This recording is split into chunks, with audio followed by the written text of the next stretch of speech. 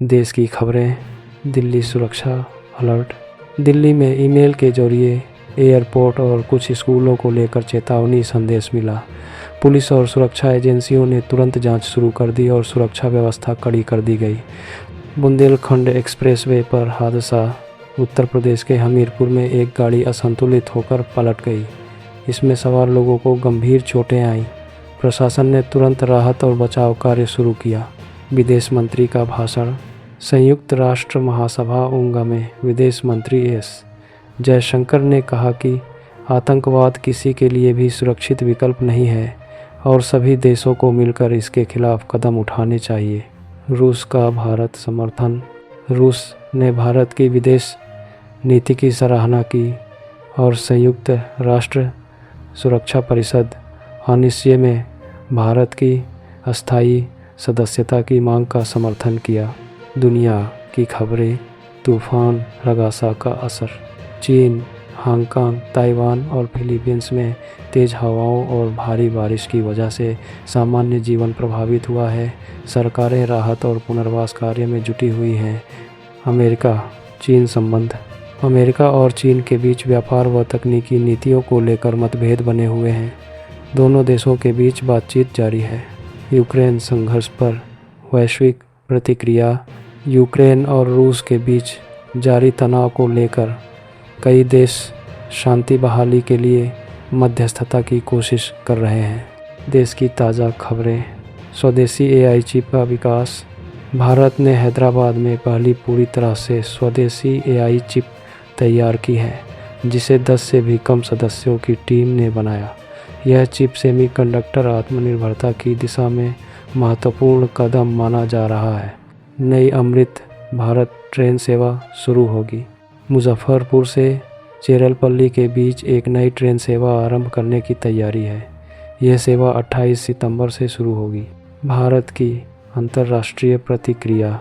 भारत ने संयुक्त राष्ट्र महासभा में पाकिस्तान के कुछ दावों को चुनौती दी है और कहा है कि आतंक समर्थक गतिविधियों के मामले में देशों को जवाबदेह होना चाहिए।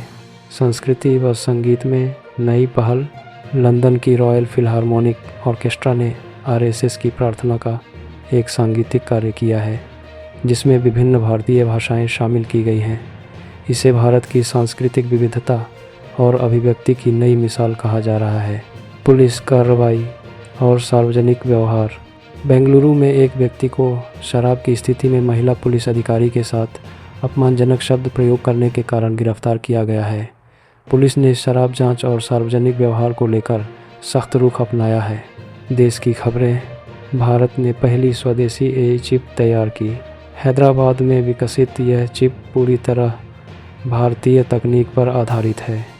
इसे 10 से भी कम लोगों की टीम ने तैयार किया है। बेंगलुरु में नशे की स्थिति में आचरण पर कार्रवाई।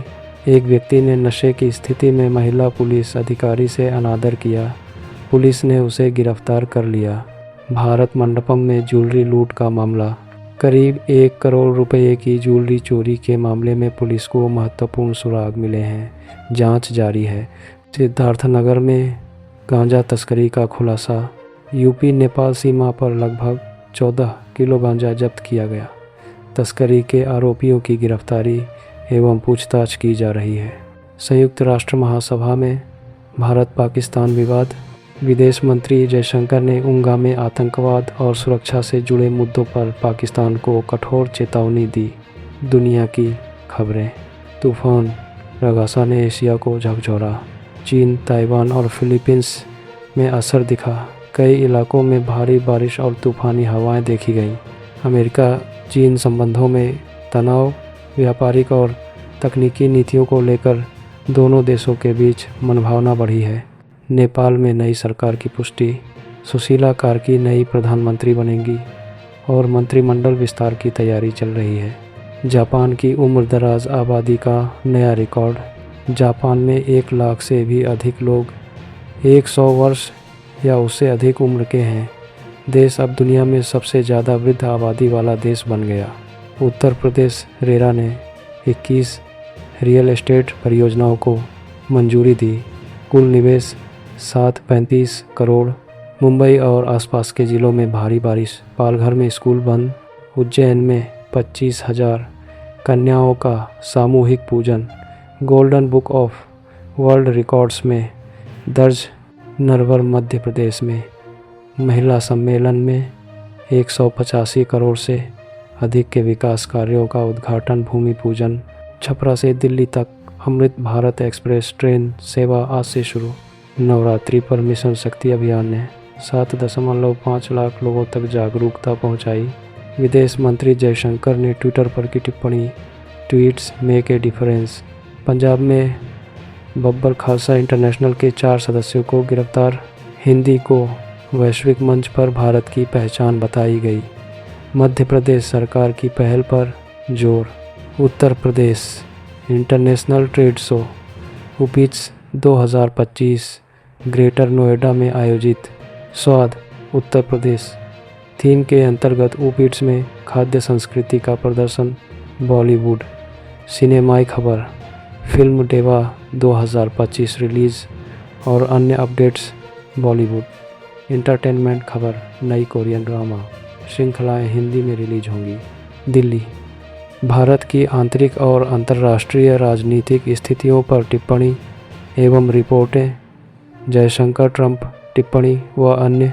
विदेश खबर, नेपाल